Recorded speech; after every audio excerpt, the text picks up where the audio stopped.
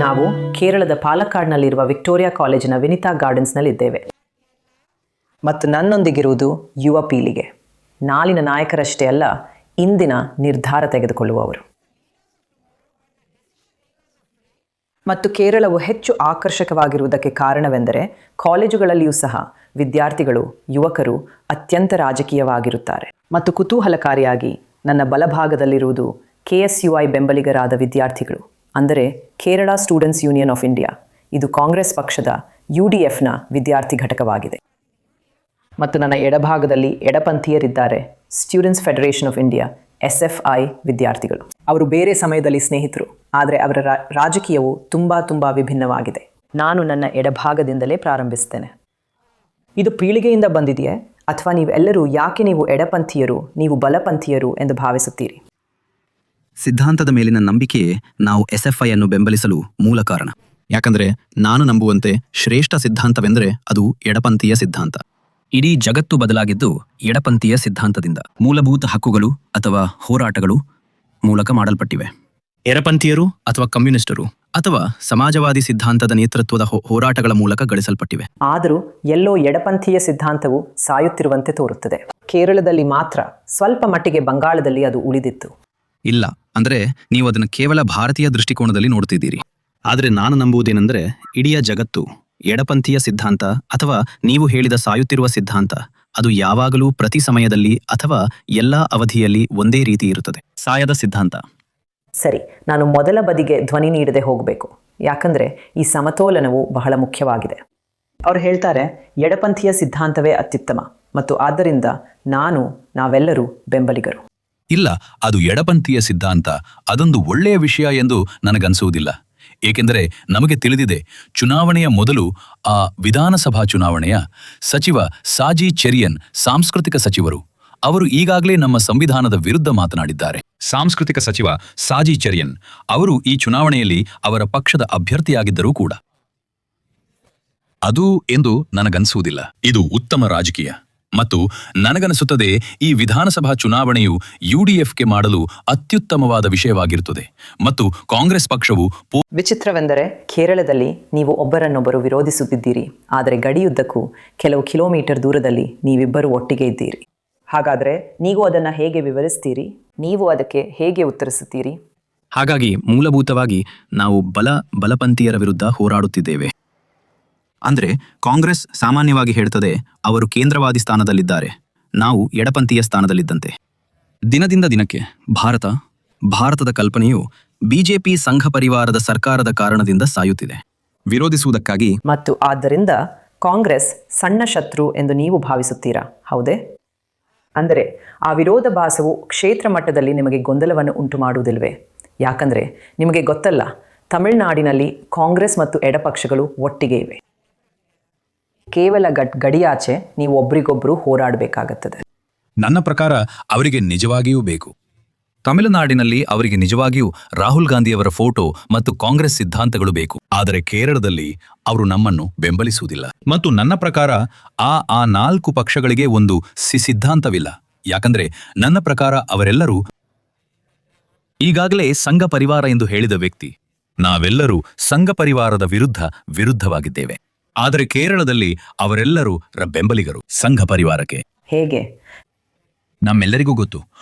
ಪ್ರತಿ ಪರಿಸ್ಥಿತಿಯಲ್ಲಿ ಈಗಾಗಲೇ ನಮಗೆ ಗೊತ್ತು. ನಾವು ಅವತ್ತಿನಲ್ಲಿ ವಾಸ್ತವವಾಗಿ ಚುನಾವಣೆಯ ಮೊದಲು ನಮ್ಮ ಕೇರಳದಲ್ಲಿ ಎಲ್ಲಾ ವಿಷಯಗಳು ನಡೆಯುತ್ತಿವೆ ಎಂದು ನಮಗೆ ತಿಳಿದಿದೆ. ಸಂಪೂರ್ಣ ಬೆಂಬಲ. ಅವರು ಪರೋಕ್ಷವಾಗಿ ಅವರು ಸಂಘ ಪರಿವಾರವನ್ನ ಬೆಂಬಲಿಸುತ್ತಿದ್ದಾರೆ ಎಂದು ನೀವು ಹೇಳುತ್ತಿದ್ದೀರಿ. ನೀವು ಅದನ್ನೇ ಹೇಳುತ್ತಿದ್ದೀರಾ? ಹೌದು, ಖಂಡಿತವಾಗಿ. ನಮಗೆಲ್ಲರಿಗೂ ತಿಳಿದಿದೆ ಪ್ರತಿಯೊಂದು ವಿಷಯವೂ, ಏಕೆಂದರೆ ನಮಗೆಲ್ಲರಿಗೂ ಗೊತ್ತು. ಇಲ್ಲಿನ LDF ಅಭ್ಯರ್ಥಿ ಕೇವಲ ಅಭ್ಯರ್ಥಿಗಳು ಮಾತ್ರವಲ್ಲ, ಬೆಂಬಲಿಗರು ಕೂಡ ಲೋಕಸಭೆ ಅಥವಾ ರಾಜ್ಯಸಭೆಯಲ್ಲಿ ಅವರನ್ನು ಬೆಂಬಲಿಸುತ್ತಿದ್ದಾರೆ. ನನಗೆ ಅನಿಸುತ್ತದೆ ಇದು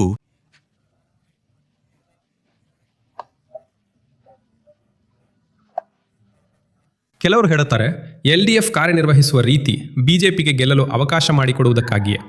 ಆದರೆ UDF ಗೆಲ್ಲುವುದು ನಿಮಗೆ ಬೇಕಿಲ್ಲ.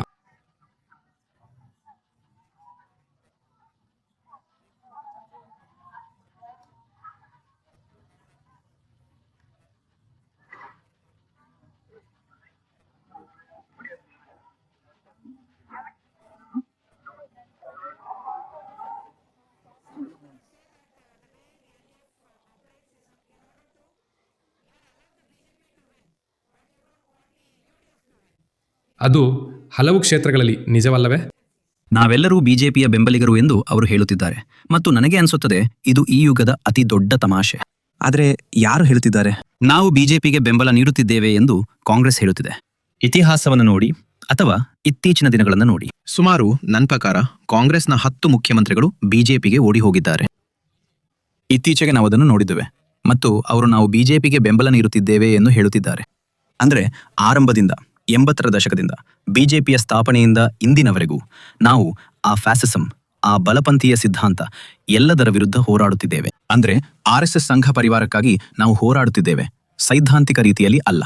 ಅಂದ್ರೆ ನಾವು ಎಲ್ಲಾ ವಿಷಯಗಳಲ್ಲಿ ಹೋರಾಡುತ್ತಿದ್ದೇವೆ. ಅಂದ್ರೆ ಸರಿ, ಈಗ ನಾನು ನಿಮ್ಮನ್ನು ಕೇಳ್ತೇನೆ. ನೀವು ಬೇರೆ ಬೇರೆ ರಾಜಕೀಯ ಸಿದ್ಧಾಂತಗಳಿಗೆ ಸೇರಿರಬಹುದು, ಆದರೆ ಯುವಕರ ಸಮಸ್ಯೆಗಳು ಎಲ್ಲರಿಗೂ ಒಂದೇ ಅಲ್ಲವೇ? ಯುವಕರಾಗಿ ನಿಮ್ಮ ಕಾಳಜಿಗಳೇನು? ನೀವು ರಾಜಕೀಯ ಪಕ್ಷಗಳು ಏನನ್ನು ಈಡೇರಿಸಬೇಕೆಂದು ನಿರೀಕ್ಷಿಸುತ್ತೀರಿ? ಆದರೆ ನಿಮ್ಮ ಸರ್ಕಾರ 10 ವರ್ಷಗಳಿಂದ ಅಧಿಕಾರದಲ್ಲಿದೆ.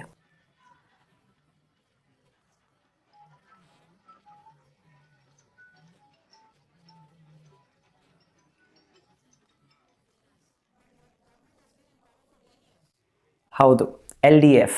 ಹೌದು, ಆದರೆ ಅದಕ್ಕೆ ಹೆಚ್ಚು ಮಾಡಲು ಸಾಧ್ಯವಾಗಿಲ್ಲವೇ? ಅವರು ಕೇರಳದಲ್ಲಿ ಮಾಡುತ್ತಿದ್ದಾರೆ. ನಮಗೆ ಇಡೀ ಭಾರತದಲ್ಲಿ ಬೇಕು, ಇಡೀ ಭಾರತ. ಒಬ್ಬ ಯುವಕರಾಗಿ ನಿಮ್ಮ ನಿರೀಕ್ಷೆ ಏನು? ನೀವು ನೋಡಿದ್ರೆ ಕಳೆದ 10 ವರ್ಷಗಳಲ್ಲಿ ನಮಗೆ ತುಂಬಾ ಕಾಣಸಿಗುತ್ತದೆ. 10 ವರ್ಷಗಳಿಂದ ಕೇರಳದಲ್ಲಿ ಅಭಿವೃದ್ಧಿಯಲ್ಲಿ ಹೆಚ್ಚಳ ನೀವು ನೋಡಿದರೆ, ಶಿಕ್ಷಣ ವಲಯದಲ್ಲಿ, ಆರೋಗ್ಯ ವಲಯದಲ್ಲಿ. ಹಾಗಾದರೆ ನಿಮ್ಮ ಪ್ರಕಾರ ಶ್ರೀ ಪಿಣರಾಯಿ ವಿಜಯನ್ ಅವರು ನಿಜವಾಗಿಯೂ ಕೆಲಸ ಮಾಡಿದ್ದಾರೆಯೇ? ಖಂಡಿತ ಖಂಡಿತ.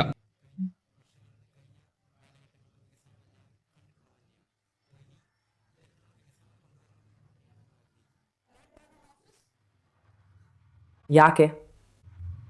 ಹಿಂದಿನ ಆಡಳಿತದಿಂದಾಗಿ ಅವರು ಬರುತ್ತಾರೆ ಎಂಬ ಖಾತ್ರಿ ನಮಗಿದೆ. ಅವ್ರು ಬರ್ತಾರೆಯೇ? 3ನೇ ಬಾರಿಗೆ ಅಧಿಕಾರಕ್ಕೆ ಅಂತಾರೆ. ಹೌದು, ಖಂಡಿತ ನಾವು ಹಾಗೆ ನಂಬುತ್ತೇವೆ. ಯಾಕೆ? ಅಂದ್ರೆ ನಮಗೆ ಗೊತ್ತಿದೆ ಈಗ ನಮ್ಮ ಕೇರಳವನ್ನ ರಾಜಕೀಯ ಪಕ್ಷಗಳು ಹೇಗೆ ಮುನ್ನಡೆಸುತ್ತಿವೆ ಅಂತ. ಹಾಗಾಗಿ ಉಳಿದ ಜನರು ಕೂಡ ಇದೇ ಪಕ್ಷ ಈ ವರ್ಷವೂ ಮುಂದುವರಿಯುವುದರಲ್ಲಿ ಆಸಕ್ತಿ ಹೊಂದಿದ್ದಾರೆ ಎಂದು ನಾನು ಭಾವಿಸುತ್ತೇನೆ. ಹಾಗಾದ್ರೆ ಅವರು ಯುವಕರ ಸಮಸ್ಯೆಗಳು, ಸವಾಲುಗಳು, ಉದ್ಯೋಗಗಳ, ಜೀವನೋಪಾಯಗಳು, ಎಲ್ಲಾ ಪಕ್ಷಗಳು ಎಲ್ಲಾ ಯುವಕರ ಸಮಸ್ಯೆಗಳ ಬಗ್ಗೆ ಗಮನಹರಿಸಲಿವೆ. ಆದರೆ ಅವರಲ್ಲಿ ಕೆಲವರು ಮಾತ್ರ ಅದನ್ನು ಪರಿಹರಿಸಲಿದ್ದಾರೆ ಮತ್ತು ಮುಂಬರುವ ವರ್ಷಗಳಲ್ಲಿ ನಮ್ಮ ಪಕ್ಷವು ಇದನ್ನು ಪರಿಹರಿಸಲಿದೆ ಎಂದು ನಾನು ನಂಬುತ್ತೇನೆ. ಸರಿ, ಎಲ್ಲರೂ ಹೇಳ್ತಾರೆ 3ನೇ ಬಾರಿಗೆ LDFಗೆ ಅಂತ. ಅದು ವಾಸ್ತವವೇ 3ನೇ ಬಾರಿಗೆ? ಖಂಡಿತವಾಗಿಯೂ ಅವರು ಬರುವುದಿಲ್ಲ. ಯಾಕಂದ್ರೆ ನಮಗೆ ಗೊತ್ತಿದೆ, ಆ ಸರ್ಕಾರವನ್ನು ನಾವು ಬೆಂಬಲಿಸಲು ಸಾಧ್ಯವಾಗದಂತಹ ಅನೇಕ ಸಂದರ್ಭಗಳನ್ನು ನಾವು ಎದುರಿಸಿದ್ದೇವೆ. ಮತ್ತು ನಮಗೆ ಗೊತ್ತಿದೆ ಯುವಕರ ನಿರೀಕ್ಷೆ ಏನು ಎಂದು ನೀವು ಕೇಳಿದಿರಿ. ನಮಗೆ ಗೊತ್ತಿರೋ ಹಾಗೆ ನಮಗೆ ಇಲ್ಲಿ ಉದ್ಯೋಗಾವಕಾಶಗಳ ಕೊರತೆ ಇದೆ, ಭಾರತದಲ್ಲಿ ಮಾತ್ರ ಇಲ್ಲ ಎನ್ನುವಂತೆ. ಕೇರಳದಲ್ಲಿ ಮಾತ್ರ ಅಲ್ವಾ? ಕೇವಲ ಕೇರಳದಲ್ಲಿ ಮಾತ್ರವಲ್ಲ, ಭಾರತದಲ್ಲಿಯೂ ಕೂಡ. ಹಾಗಾಗಿ ನಮಗೆ ಉತ್ತಮ ಶೈಕ್ಷಣಿಕ ಅರ್ಹತೆ ಮತ್ತು ಅವಕಾಶಗಳು ಬೇಕೇ ಬೇಕು. ಹಾಗಾಗಿ ಕೇರಳ ಹೆಚ್ಚಿನ ಜನರು ತಮ್ಮ ಉದ್ಯೋಗಕ್ಕಾಗಿ ಕೇರಳದ ಹೊರಗೆ ಹೋಗುತ್ತಿರುವುದು ಆತಂಕಕಾರಿ ವಿಷಯವಲ್ಲವೇ? ಅಲ್ಲವೇ? ಅದು ಒಂದು ಸತ್ಯ. ಹೌದು, ಯಾಕೆಂದ್ರೆ ನಮಗೆ ಸಿಗುತ್ತದೆ ಹೆಚ್ಚು. ನಿಮ್ಗೆ ಗೊತ್ತಲ್ಲ, ಅದು ಗಲ್ಫ್ ಆಗಿರ್ಲಿ ಅಥವಾ ಬೇರೆ ಎಲ್ಲೇ ಆಗಿರ್ಲಿ. ಹೌದು, ವಿದೇಶದಲ್ಲಿ ನಮಗೆ ಹೆಚ್ಚು ಸಿಗುತ್ತದೆ ಅವಕಾಶಗಳು, ಕೆಲಸಕ್ಕೆ ಅವಕಾಶಗಳು ಮತ್ತು ಅಲ್ಲಿ ಉತ್ತಮ ಶಿಕ್ಷಣ ಕೂಡ. ಸರ್ಕಾರವು ಅದನ್ನು ನೀಡಲು ವಿಫಲವಾಗಿದೆ ಎಂದು ನೀವು ಭಾವಿಸುತ್ತೀರಾ? ಸರಿಯಾದ ಶಿಕ್ಷಣ ಇಲ್ಲ ಮತ್ತು ಸರಿಯಾದ ಉದ್ಯೋಗಾವಕಾಶಗಳು ನಮಗೆ ಇಲ್ಲಿ ಸಿಗುವುದಿಲ್ಲ. ಆದ್ದರಿಂದ ಸರ್ಕಾರದ ಬಗ್ಗೆ ನಿಮ್ಮ ನಿರಾಸೆಗಳೇನು? ನಿಮ್ಮಲ್ಲಿ ಯಾರಾದರೂ ಹೇಳಲು ಬಯಸುತ್ತೀರಾ? ಯುವಕರಾಗಿ ಸರ್ಕಾರದ ಬಗ್ಗೆ ನಿಮ್ಮ ನಿರಾಸೆ ಏನು ಎಂದು. ಯುವಕರಾಗಿ ನೀವು ಯುವಕರ ಬಗ್ಗೆ ಹೇಳಿದ್ರಿ.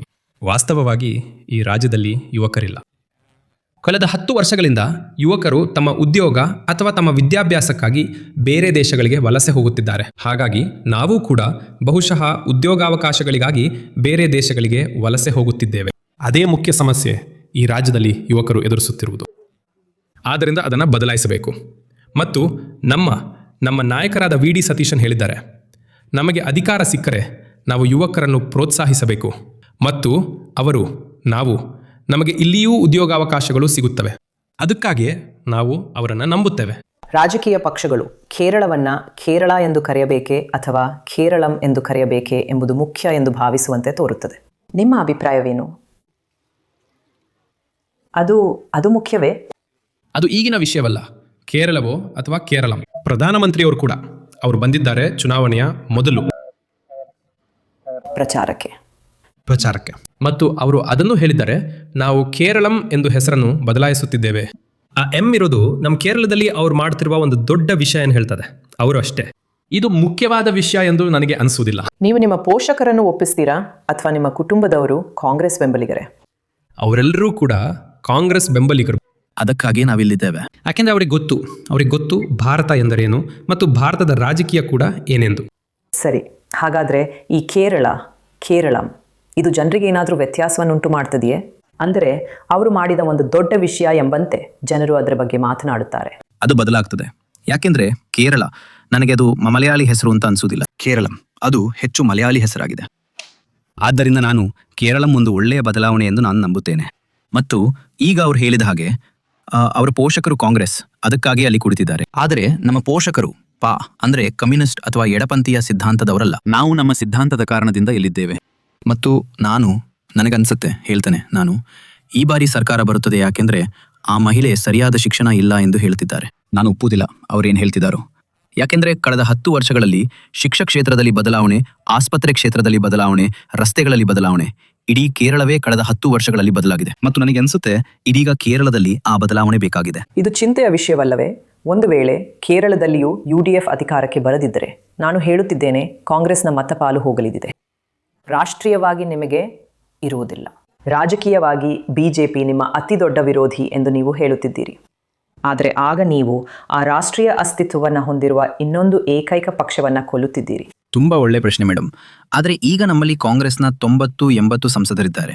ಆದರೆ ಅವರು ಸಂಸತ್ತಿಗೆ ಹೋದಾಗ ಏನ್ ಮಾಡಿದ್ದಾರೆ? ಏನೂ ಇಲ್ಲ, ಸುಮ್ಮನೆ ಅಲ್ಲಿ ಕುಳಿತಿರೋದು ಮತ್ತು ಏನೂ ಮಾಡಿಲ್ಲ. ಒಂದೇ ಒಂದು ಮಾತು ಕೂಡ BJP ಸರ್ಕಾರದ ವಿರುದ್ಧ ಎತ್ತಿಲ್ಲ, ಏನೂ ಇಲ್ಲ. ಆದ್ದರಿಂದ ನಾವು ಕಡಿಮೆ ಇರಬಹುದು ಎಂದು ನಾವು ನಂಬುತ್ತೇವೆ. ಈಗ ನಾವು ಕಡಿಮೆ ಇರಬಹುದು, ಆದರೆ ಒಂದು ದಿನ ನಾವು ಬಹಳ ಬಲಿಷ್ಠರಾಗುತ್ತೇವೆ. ನಮ್ಮ ಧ್ವನಿ ಇದೀಗ ಬಹಳ ಪ್ರಬಲವಾಗಿದೆ ಮತ್ತು ನಾವು ಅದನ್ನು ನಂಬುತ್ತೇವೆ. ಸರಿ, ಒಂದು ಕೊನೆಯ ವಿಷಯ. ಈ ಚುನಾವಣೆಯಲ್ಲಿ ಯಾವ ಬದಲಾವಣೆಯನ್ನು ನೋಡಲು ನೀವು ಇಷ್ಟಪಡುತ್ತೀರಿ ಎಂಬುದರ ಬಗ್ಗೆ ಯಾರಾದರೂ ಮಾತನಾಡಲು ಬಯಸುತ್ತೀರಾ? ತುಂಬ ಕೆಟ್ಟದಾಗಿರುವ ವಿಷಯ ಯಾವುದು ಮತ್ತು ಯಾವುದನ್ನು ಬದಲಾಯಿಸಬೇಕು? ಈಗ ಎಲ್ಲವೂ ಚೆನ್ನಾಗಿದೆ. ನನಗೆ ಅನ್ಸುತ್ತೆ LDF ಸರ್ಕಾರ ಉಳಿಬಹುದು ಅಂತ. ಅದು ಮತ್ತೆ ಬಂದ್ರೆ? ಹೌದು, ಎಲ್ಲವೂ ಚೆನ್ನಾಗಿದೆ. LDF ಬರಲಿ, ಮತ್ತೆ ಬರುತ್ತೆ. ನಿಮ್ಮ ವಿಷಯವೇನು? ಈ ವರ್ಷಗಳಲ್ಲಿ ಸರ್ಕಾರ ಮಾಡಿದ ಅಭಿವೃದ್ಧಿಯ ಮುಂದುವರಿಕೆಯನ್ನು ನಾವು ಬಯಸುತ್ತೇವೆ. ನಾವು ನೋಡಿದ್ರೆ 2016ಕ್ಕಿಂತ ಮೊದಲು ನಾವು ನೋಡ್ಬೋದು, ನಾವು ಓದುತ್ತಿದ್ದೇವೆ LP ತರಗತಿಗಳಲ್ಲಿ ನಾವಿದ್ದೇವೆ. ನಮಗೆ ಇರಲಿಲ್ಲ ಪಠ್ಯಪುಸ್ತಕ. ನಾವು ಓದುತ್ತಿದ್ದೆವು ಫೋಟೋಸ್ಟ್ಯಾಟ್ ಪೇಪರ್ಗಳನ್ನು ಬಳಸಿ. ಮತ್ತು ಈಗ ಎಲ್ಲವೂ ಬದಲಾಗಿದೆ. ಎಲ್ಲವೂ ಬದಲಾಯಿತು. ಮತ್ತು ಈಗ ನಾವು ನೋಡಬಹುದು ಮಕ್ಕಳಿಗಾಗಿ ಪಠ್ಯಪುಸ್ತಕ. ಅದಕ್ಕಿಂತ ಮುಂಚೆ ಶೈಕ್ಷಣಿಕ ವರ್ಷಗಳು ಪ್ರಾರಂಭವಾಗುತ್ತವೆ ಮತ್ತು ಮಕ್ಕಳ ಮಧ್ಯಾಹ್ನದ ಊಟವೂ ಸಹ ಬದಲಾಯಿತು. ಶಿಕ್ಷಣ ಸಂಪೂರ್ಣವಾಗಿ ಬದಲಾಗಿದೆ. ಮತ್ತು ಈಗ ನಾವು ಆರೋಗ್ಯ ಕ್ಷೇತ್ರ ಮತ್ತು ಎಲ್ಲವನ್ನೂ ನೋಡ್ತೇವೆ. ಉತ್ತಮ. ಇದು ಎಲ್ಲವೂ 2000 ಹಿಂದಿನ ಸರ್ಕಾರಕ್ಕಿಂತ ಹೆಚ್ಚು ಪರಿಣಾಮಕಾರಿಯಾಗಿದೆ. ಹಾಗಾಗಿ ಆರೋಗ್ಯ ಕ್ಷೇತ್ರ, ಶಿಕ್ಷಣ ಎಲ್ಲವೂ ಈಗ ಉತ್ತಮವಾಗಿದೆ ಎಂದು ಅವರು ಹೇಳುತ್ತಾರೆ. ಹೌದು, LDF ಸರ್ಕಾರದ ಅಡಿಯಲ್ಲಿ ಆರೋಗ್ಯ ಕ್ಷೇತ್ರ ಸುಧಾರಿಸಿದೆ. ವಿದ್ಯಾರ್ಥಿಗಳಿಗೆ ಪಠ್ಯಪುಸ್ತಕಗಳು ಸಿಗುತ್ತಿವೆ. ಹಿಂದೆ ಅವರು ಫೋಟೋಸ್ಟ್ಯಾಟ್ ಪೇಪರ್ಗಳಿಂದ ಓದುತ್ತಿದ್ದರು, ಪಠ್ಯಪುಸ್ತಕ ಇರಲಿಲ್ಲ. ಇದಕ್ಕೇನಾದರೂ ತಿರುಗೇಟು ಇದೆಯೇ? ಅದು ನಿಜವೇ? ನೀವು ಅದನ್ನು ಒಪ್ತೀರಾ? ಇಲ್ಲ, ಅವರು ನಿಜವಾಗಿಯೂ ಹಾಗೆ ಮಾಡುವುದಿಲ್ಲ. ಅವರು ಉದ್ಯೋಗಾವಕಾಶಗಳ ಬಗ್ಗೆ ಹೇಳಿದರು. ಆದರೆ ನನ್ನ ಸಹೋದರ ನಮಗೆ ಉತ್ತಮ ಉದಾಹರಣೆ. ಅವರು ಪೊಲೀಸ್ ಕಾನ್ಸ್ಟೇಬಲ್ ಬಗ್ಗೆ PSC ಪಟ್ಟಿಯಲ್ಲಿದ್ದಾರೆ. ಆದರೆ ಅವರಿಗೆ ಕೆಲಸ ಸಿಗಲಿಲ್ಲ. ಅವರು ಇದರ ವಿರುದ್ಧ ಪ್ರತಿಭಟಿಸಿದರು. ಅವರು ಅದರ ವಿರುದ್ಧ ಮುಷ್ಕರ ಮಾಡಿದರು. ಆದರೆ ಅವರಿಗೆ ಕೆಲಸ ಸಿಗಲೇ ಇಲ್ಲ. ಬಹಳಷ್ಟು ಕೆಲಸ ವಿದ್ಯಾರ್ಥಿಗಳಿದ್ದಾರೆ. ಯಾರಿಗೆ ಕೆಲಸ ಸಿಕ್ಕಿದೆಯೋ, ಯಾರ್ಯಾರು ರ್ಯಾಂಕ್ ಪಟ್ಟಿಯಲ್ಲಿದ್ದಾರೋ ಅವರಿಗೆ ಕೆಲಸ ಸಿಗಲಿಲ್ಲ. ಅದೇ ಈ ರಾಜ್ಯದ ಮುಖ್ಯ ಸಮಸ್ಯೆ. ಮತ್ತು ಅವರು ಹೇಳ್ತಿದ್ದಾರೆ, ಅವರು ಸ್ಟಡಿ ಮೆಟೀರಿಯಲ್ ಅನ್ನು ಸುಧಾರಿಸುತ್ತಿದ್ದಾರೆ. ಹೌದು, ಆರೋಗ್ಯ ಕ್ಷೇತ್ರಗಳು. ಮೇಡಮ್, ನನ್ನ ಸ್ವಂತ ಊರು ಆಲಪ್ಪುಳ ಮೆಡಿಕಲ್ ಕಾಲೇಜ್ನಲ್ಲಿ ಅಲ್ಲಿ ಒಂದು ಸನ್ನಿವೇಶವಿದೆ. ಅದು ಹೊಟ್ಟೆಯಲ್ಲಿ ಒಂದು ಕತ್ತರಿ. ನೀವು ಅದ್ರ ಬಗ್ಗೆ ಕೇಳಿದ್ದೀರಾ? ಹೊಟ್ಟೆಯಲ್ಲಿ ಒಂದು ಕತ್ತರಿ. ಅದು ಆಲಪ್ಪುಳದಲ್ಲಿ ಒಂದು ಸರ್ಕಾರಿ ಆಸ್ಪತ್ರೆಯಲ್ಲಿ ನಡೆಯಿತು. ಮತ್ತು ಅವರು ಹೇಳ್ತಿದ್ದಾರೆ, ಆರೋಗ್ಯ ಕ್ಷೇತ್ರಗಳು ಸುಧಾರಿಸುತ್ತಿವೆ ಎಂದು. ಅವರು ಸುಧಾರಿಸುತ್ತಿದ್ದಾರೆ ಎಂದು ನನಗಂತೂ ಅನಿಸುವುದಿಲ್ಲ. ಅವು ಇನ್ನೂ ಕೆಟ್ಟದಾಗುತ್ತಿವೆ. ಒಂದು ಬದಲಾವಣೆ ಆಗಲೇಬೇಕು ಮತ್ತು ಈ ಚುನಾವಣೆಯಲ್ಲಿ ಒಂದು ಬದಲಾವಣೆ ಆಗಲಿದೆ ಎಂದು ನಾವು ಆಶಿಸುತ್ತಿದ್ದೇವೆ. ಸರಿ, ಹಾಗಾದರೆ ಆ ಇಬ್ಬರೂ ಎಂದಿಗೂ ಒಂದಾಗುವುದಿಲ್ಲ, ಕನಿಷ್ಠ ಕೇರಳದಲ್ಲಂತೂ ಇಲ್ಲ. ಒಂದೆಡೆ UDF ಮತ್ತು ಮತ್ತೊಂದೆಡೆ LDF. ಖಂಡಿತವಾಗಿಯೂ ಒಂದು ಬಹಳ ದೃಢವಾದ ರಾಜಕೀಯ ವಾತಾವರಣ, ಅಲ್ಲಿ ಯುವಕರಿಗೆ ಅರಿವಿದೆ ತಮ್ಮದೇ ಆದ ರಾಜಕೀಯದ ಬಗ್ಗೆ ಮತ್ತು ಅದನ್ನು ಅನುಸರಿಸಬೇಕೆಂದು ಪ್ರತಿಪಾದಿಸುತ್ತಿದ್ದಾರೆ. ಆದರೆ ಕೇರಳ ಖಂಡಿತವಾಗಿಯೂ ರಾಜಕೀಯದಿಂದ ಮತ್ತು ಶಕ್ತಿಯಿಂದ ಮಿಡಿಯುತ್ತಿದೆ. ಚುನಾವಣೆಗಳ ಅಂತಿಮ ಹಂತದವರೆಗೆ ಏಪ್ರಿಲ್ 9ರಂದು ನಡೆಯುವ ಚುನಾವಣೆಗಳ ಪೂರ್ವ ಸಿದ್ಧತೆ. ಪಾಲಕ್ಕಾಡ್ನ ವಿಕ್ಟೋರಿಯಾ ಕಾಲೇಜಿನಲ್ಲಿ ಕ್ಯಾಮ್ರಾ ಪರ್ಸನ್ ಪಾಲ್ ರಾಜ್ ಅವರೊಂದಿಗೆ ನಾನು ಸುಧೀರ್, ಡಿಕೋಡರ್ಗಾಗಿ.